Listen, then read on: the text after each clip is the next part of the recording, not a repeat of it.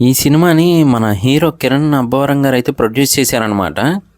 ఇప్పుడున్న కిడ్స్కి అయితే ఇది తెలియదు కానీ ఇంతకుముందు మాత్రం ఈ సిచ్యువేషన్స్ అన్నీ నిజంగా జరుగుతూ ఉండేవన్నమాట. ఇంతకీ ఏ మూవీ భయ్యా అంటే తిమ్మరాజుపల్లి టీవీ.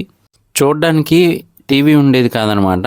సో చుట్టుపక్కల ఉన్న ఇళ్లలో ఎవరో ఒక ఇంట్లో మాత్రమే టీవీ ఉంటుంది. మిగతా వాళ్ళందరూ వచ్చి వాళ్ళ ఇంట్లో కూర్చొని టీవీ చూస్తారనమాట.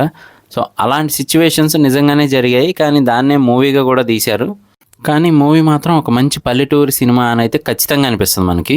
అసలు కాన్సెప్ట్ ఏంటి అంటే కనుక, ఆ ఊరిలో హీరో చిన్న చిన్న దొంగతనాలు అయితే చేస్తూ ఉంటాడనమాట. అలాగే సంవత్సరానికి ఒకసారి జాతర వస్తూ ఉంటుంది కదా ఊరికి. సో ఆ జాతర వచ్చినప్పుడు అక్కడ పెద్ద టీవీ ఏర్పాటు చేయటము, జనాలందరినీ అక్కడికి తీసుకొచ్చి కూర్చోబెట్టడం, ఇవన్నీ దగ్గరుండి చూసుకుంటూ ఉంటాడనమాట. ఇతని లైఫ్ ఇలా ఉంటే కనుక, ఇంకొక వైపు ఆ ఊరి పెద్ద అంటే తీర్పులు చెప్పే ప్రెసిడెంట్, ఆ ఊరిలో ఏదైనా ఫస్ట్ నేనే చేయాలి అంటే డాబా కట్టినా నేనే కట్టాలి, ఫస్ట్ బైక్ వాడినా నేనే వాడాలి, అలాగే కొత్త టీవీ కొన్నా నేనే కొనాలి అనుకునే టైప్ అనమాట. కాకపోతే ఈలోపు ఆ ఊర్లో ఇంకొక పర్సన్ అయితే టీవీ కొంటాడు. అప్పటి నుంచి కూడా అతనికి ఇతనికి అసలు పడదనమాట.